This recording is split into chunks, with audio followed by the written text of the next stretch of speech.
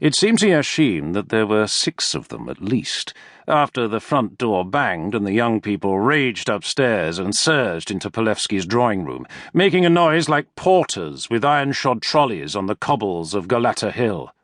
"Ciao, Polevsky! Fratello Conti Polevsky! Permesso?" Then Polevsky was surrounded, shaking hands, bowing at the young lady, and welcoming a tall, fair youth who carried 6 bottles of champagne. When the hubbub had abated, Yashim was surprised to count only 4 visitors in the room. "Miss Lund, may I present my esteemed friend Yashim. Yashim, Miss Lund." The men had not noticed that Polevsky already had a visitor. Miss Lund sank a graceful curtsy and smiled at Yashim with enormous blue eyes. She was a very pretty girl, with almost white blonde hair, held up in a bun, her shoulders covered with lace. "It is a pleasure, Senor Yashim," she said, in an accent Yashim could not quite place. Only the accent did not matter, for Yashim could place her immediately, instinctively, the way a Sipahi cavalryman judged horseflesh, or Polevsky knew his guns.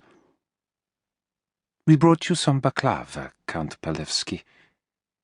A flat box swung from her finger by a loop of raffia. "Giancarlo says it goes well with champagne.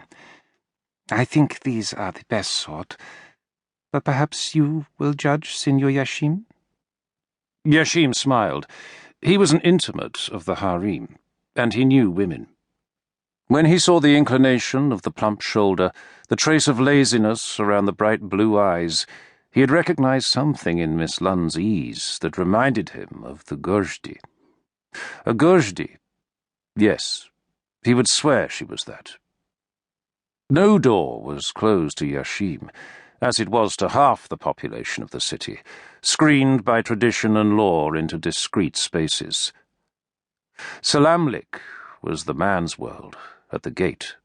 Harem, the sanctuary. In the imperial harem lived many women who, as slaves of the sultans, formed the sultan's private household. Some of them the sultan barely knew by sight, and some more he would know by name, but they all served him in their way. They washed his shirts, arranged his kaftans, played him music, and blushed at his approach. A few, a very privileged few, would have the honor of amusing him in bed.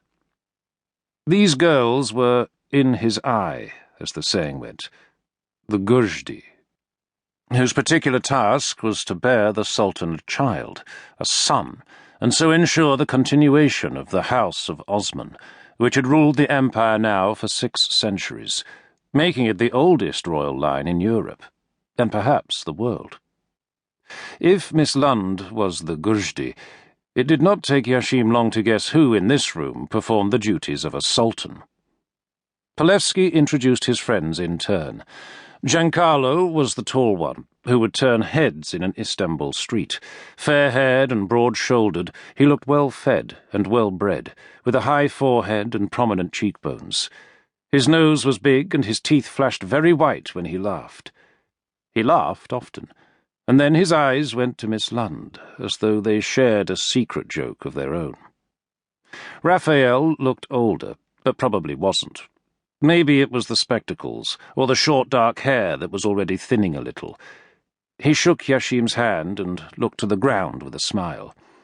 Fabrizio was a head shorter than Giancarlo, but beautifully formed on a small scale, with a head of glossy black curls and a neatly waxed moustache. He was impeccably dressed. He had flung off a cape when he entered the room, to reveal a shirt of dazzling whiteness and trousers creased like knives. Yashim inclined to them all and smiled. They were the very group he had predicted, young, foreign, and eager for an evening of champagne. Giancarlo flung himself into an armchair and let his long legs fly upward. "Allora, I am not in love with the ladies of Pira, Polevsky." Indeed, Polevsky took